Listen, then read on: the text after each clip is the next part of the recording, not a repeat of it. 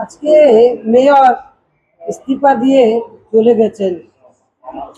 আমি তো ভেবেছেন আমি মিষ্টি খাওয়াবো, ওনাকে পেপার দেব, উনি আগে চলে গেছেন। আর ইস্তিফা ওনার নিজের মামলা আছে, যে কেন দিয়েছেন, কি দিয়েছেন, কে বলেছেন কি আমরা জানি না। এর কথা তো উনি নিজেই ইস্তিফা দিয়ে আগে চলে গেছেন।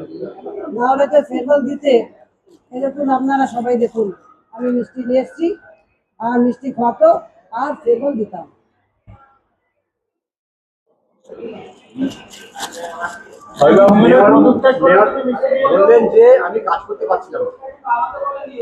আমি প্রথমত বলি, আমি মেয়র পদত্যাগ করেছেন।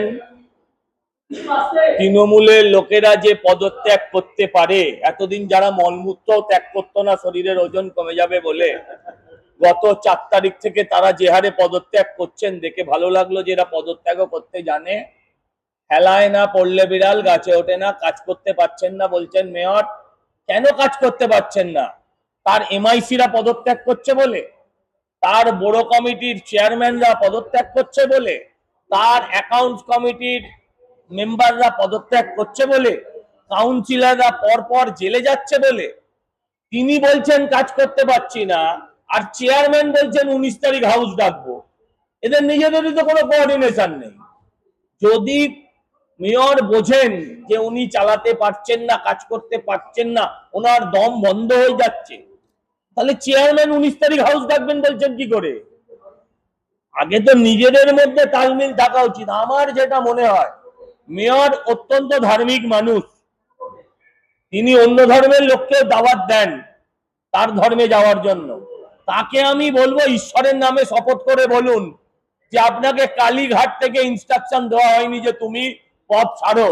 আপনি বলুন আপনি 58 না আপনি ওই 18 দলে আছেন, আপনি 58 আছেন না 28 আছেন।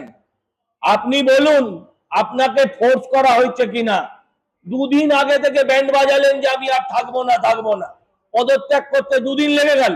তার মাঝে অন্যজন সল্ট লেকের মেয়র, তিনি পদত্যাগ করে বেরিয়ে চলে গেলেন মাইলেজ নিয়ে।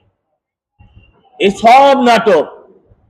ভাবছে আমি যাতে ডিম না খাই, ওনার আর ডিম খাওয়ার ইচ্ছে নেই। যে কোনো দিন যে কোনো জায়গায় লোকে ডিমের জড়ি নিয়ে হাজির হচ্ছে।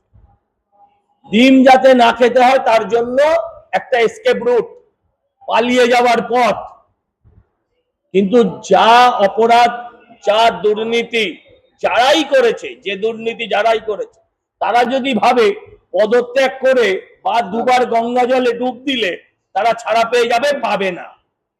তারা ছাড়া পাবে না, অ্যারেস্ট হতেই হবে।